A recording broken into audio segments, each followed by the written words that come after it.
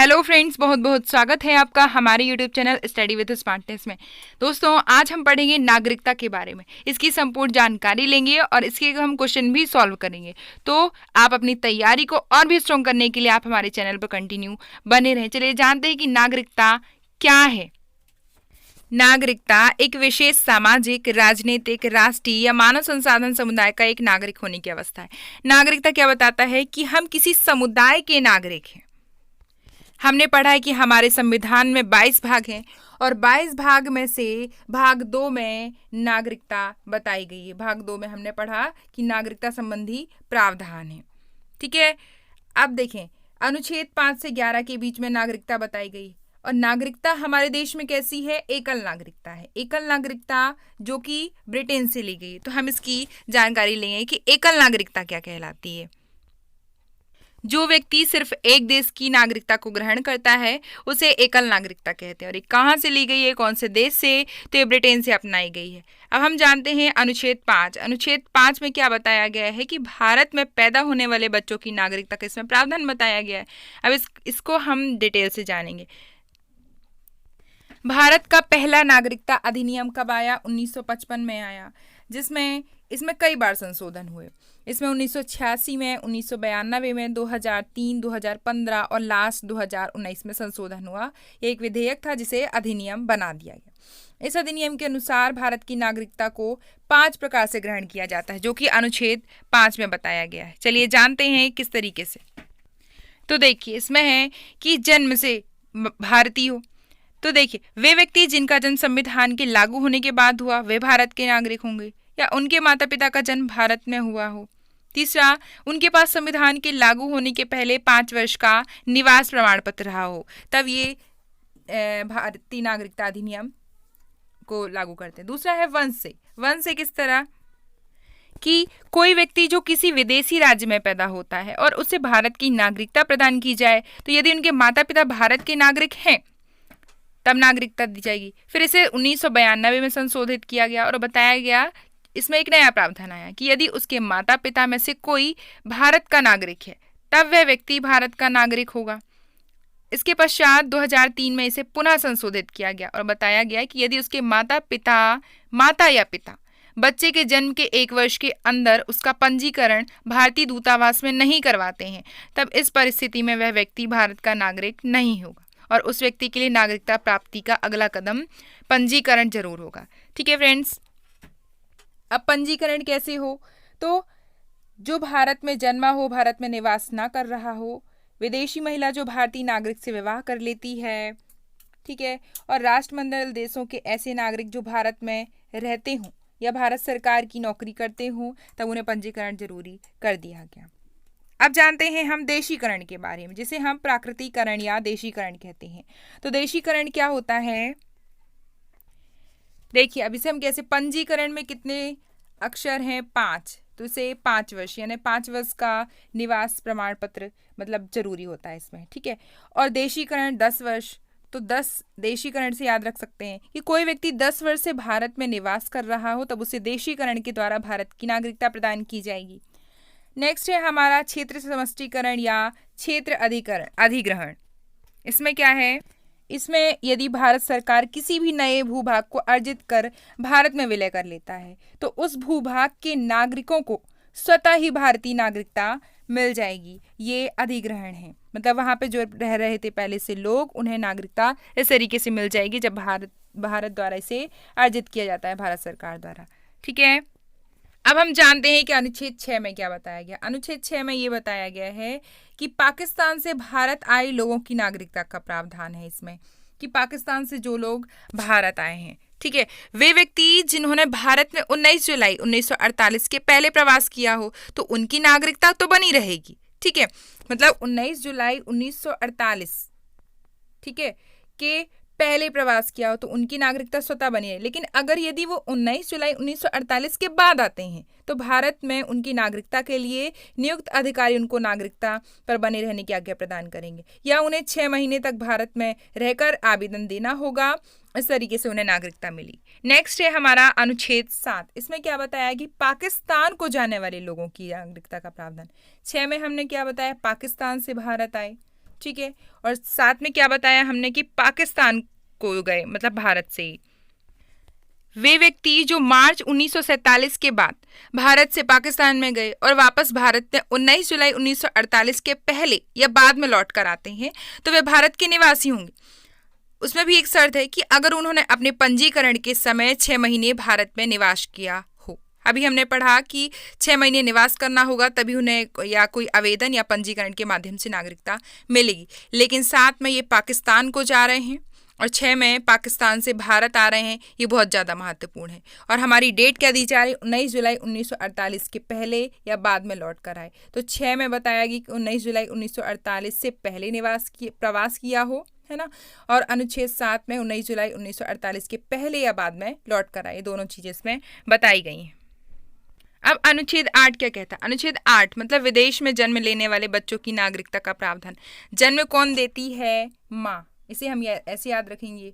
और 8 मार्च को हम क्या मनाते हैं? महिला दिवस मनाते हैं, ठीक है। तो इसमें जन्म संबंधी प्रावधान है जो विदेशों में बच्चे जन्म लेते हैं। लेकिन उन्हें कब नागरिकता मिलेगी कि यदि उनके माता पिता में से कोई भी एक भारत का नागरिक है तो उन्हें नागरिकता मिल सकती है।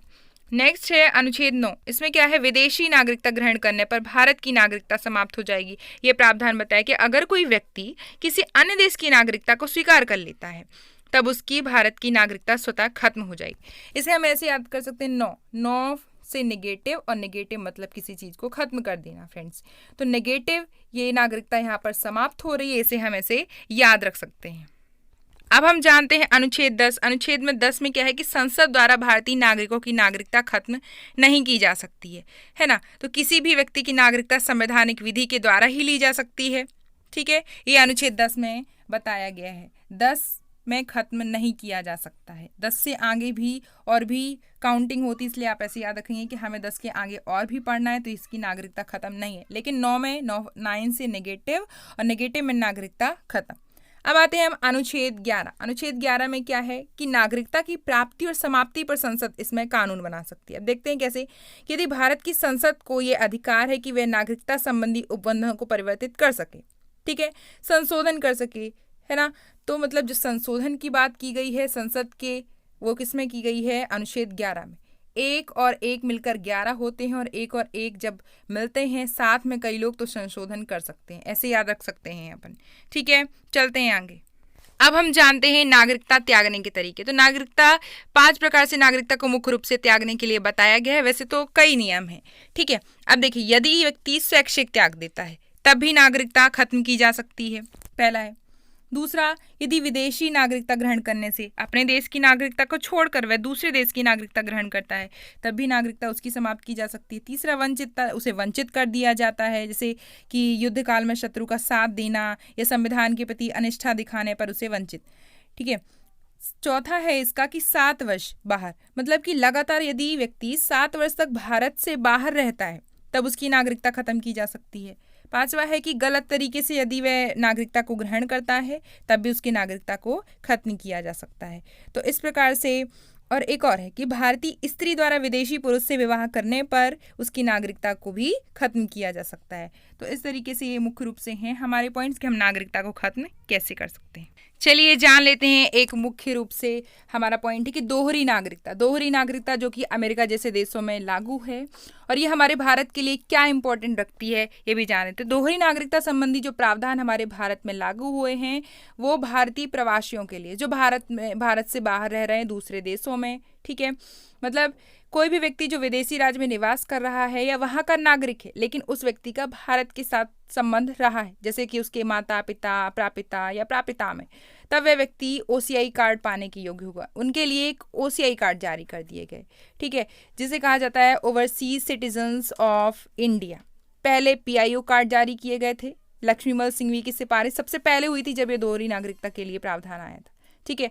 अब इसके बाद इसे बदलकर ओसीआई कार्ड में जारी किया गया और ये किन के लिए है? जो विदेशों में रह रहे हैं भारतीय, ठीक है। अब इसके फायदे क्या क्या हैं? भारत में क्या क्या हो सकता है? आजीवन बीमा, उन्हें पासपोर्ट की कोई ज़रूरत नहीं है, ठीक है, मतलब बिना पासपोर्ट के भारत आने जाने की स्वतंत्रता है और वह व्यक्ति भारत में संपत्ति खरीद सकता है लेकिन कृषि बागवानी भूमि नहीं खरीद सकता। ठीक है, और वह व्यक्ति भारत में कोई भी दुकान संचालित कर सकता है और अन्य काम कर सकता है। और क्या है इसमें कि बांग्लादेश पाकिस्तान को छोड़कर ये अध्यादेश काम करेगा।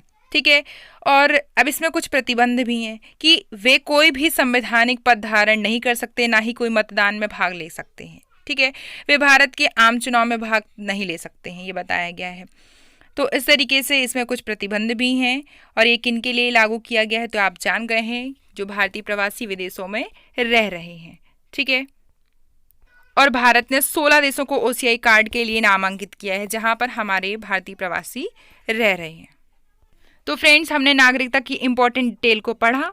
अब हम इसके क्वेश्चन सॉल्व करते हैं। तो आप कॉपी पेन लेकर बैठ जाइए, क्योंकि अगर आपने इसे ध्यान से सुना होगा तो ये क्वेश्चन आपको बनेगी। हमारा पहला क्वेश्चन है कि भारतीय संविधान का कौन सा भाग नागरिकता से संबंधित है। तो हमने पढ़ा है कि भारतीय संविधान का भाग 2 जो कि नागरिकता से संबंधित है, और हमारे संविधान में भाग कितने हैं? 22 भाग। नेक्स्ट क्वेश्चन है, भारतीय संविधान निम्नलिखित में से कौन सी नागरिकता प्रदान करता है। तो हमने एकल नागरिकता को अपनाया है, जो कि कहाँ से लिया गया है? ब्रिटेन से लिया गया है। ठीक है, ये देखिए नेक्स्ट क्वेश्चन भी आया है कि भारत में एकल नागरिकता की अवधारणा किस देश से अपनाई गई है। तो फ्रेंड्स, इसका राइट आंसर है ऑप्शन नंबर ए, इंग्लैंड से अपनाई गई है। नेक्स्ट क्वेश्चन है, किस देश में दोहरी नागरिकता संबंधी प्रावधान अपनाए गए हैं। तो इसका राइट आंसर है अमेरिका। अमेरिका में दोहरी नागरिकता संबंधी प्रावधान अपनाए गए हैं। चलते हैं नेक्स्ट क्वेश्चन पे, भारत में नागरिकता हासिल करने के लिए कौन सा तरीका वैध है। तो हमने ये तीनों तरीके पढ़े हैं कि जन्म से भी प्राप्त कर सकता है, वंश के आधार पर भी, क्षेत्रीय समाविष्टि के द्वारा और उपयुक्त सभी। तो इसका right answer option number D, उपयुक्त सभी। ये तीनों तरीके हैं। नेक्स्ट क्वेश्चन है, भारत की नागरिकता किस तरह से समाप्त की जा सकती है। स्वैच्छिक त्याग से, बर्खास्तगी द्वारा, नागरिकता से वंचित करके, या उपयुक्त सभी। तो फ्रेंड्स, इसका राइट आंसर है ऑप्शन नंबर डी कि इसका right answer option number D, उपयुक्त सभी। इन तीनों तरीके से इसे समाप्त किया जा सकता है। हमारा नेक्स्ट क्वेश्चन है कि भारतीय नागरिकता से संबंधित विषयों को लेकर भारत सरकार का कौन सा मंत्रालय उत्तरदायी है। इसका राइट आंसर है ऑप्शन नंबर बी, गृह मंत्रालय के अंतर्गत भारतीय नागरिकता संबंधित उत्तरदायी है। भारत सरकार गृह मंत्रालय के अंतर्गत नागरिकता संबंधी प्रावधान को लागू करती है। नेक्स्ट क्वेश्चन है, किस अनुच्छेद के अंतर्गत कहा गया है कि व्यक्ति जो भारत का मूल निवासी है, भारत का नागरिक है। तो हमने ये फ्रेंड्स पढ़ा है कि अनुच्छेद 5 में कि यदि वह भारत का मूल निवासी है तब उसे भारत की नागरिकता दी जाती है। चलते हैं नेक्स्ट क्वेश्चन पे, पाकिस्तान से आकर भारत में नागरिकता प्राप्त करने संबंधी प्रावधान का वर्णन निम्न में से किस अनुच्छेद में बताया गया है। तो पाकिस्तान से भारत में प्रवेश का प्रवास बताया गया अनुच्छेद 6 में। ठीक है, और साथ में क्या बताया कि भारत से पाकिस्तान में जाना। हमारा नेक्स्ट क्वेश्चन है कि कौन सा अनुच्छेद शैक्षिक आधार पर भारत की नागरिकता को समाप्त करने का प्रावधान बताता है। तो शैक्षिक आधार पर भारत की नागरिकता किस पे समाप्त करने का प्रावधान है। तो फ्रेंड्स, इसका right answer option number B, 9 में बताया गया है कि उसकी यदि वह दूसरे देश की नागरिकता को स्वीकार कर लेता है तो अनुच्छेद 9 के तहत बताया गया है कि उसे भारत की नागरिकता समाप्त कर दी जाती। नेक्स्ट क्वेश्चन है, किस अनुच्छेद के तहत संसद को नागरिकता के संबंध में प्रावधान बनाने का अधिकार प्रदान किया गया। तो फ्रेंड्स, हमने पढ़ा है कि संसद यानी कि वहाँ पे बहुत लोग होते हैं और मिलकर काम करते हैं। तो अनुच्छेद 11 1 और 1 बहुत मोस्ट इंपॉर्टेंट क्वेश्चन है कि हाल ही में नागरिकता संशोधन कानून कब लागू हुआ। तो 2019 में। इससे पहले हमने पढ़ा है कि ये 1955 में आया, फिर इसमें 1986 में संशोधन हुआ, 92 में हुआ, 2003 में, 2015 में और अब लास्ट 2019 में संशोधन हुआ। हमारा नेक्स्ट क्वेश्चन है, कितने वर्षों तक भारत में रहने पर नागरिकता समाप्त हो जाएगी भारत से बाहर रहने पर। तो इसका राइट आंसर है 7 वर्ष। हमने पढ़ा है कि नागरिकता समाप्ति पर वो 5 पॉइंट पढ़े थे। 7 वर्ष यदि भारत से बाहर रह रहा है तो उसकी नागरिकता खत्म कर दी जाएगी। तो फ्रेंड्स, ये थे पॉलिटी के नागरिकता विषय को हमने बहुत अच्छे से पढ़ा, उसके क्वेश्चन सॉल्व किए। आप इसे 1-2 बार और देखेंगे तो आपको ये माइंड में बैठ जाएगा। ऐसे और भी नए टॉपिक को पढ़ने के लिए आप हमारे चैनल पर कंटिन्यू बने रहें। चैनल को लाइक करें, शेयर करें, सब्सक्राइब करें। Thanks for watching. जय हिंद।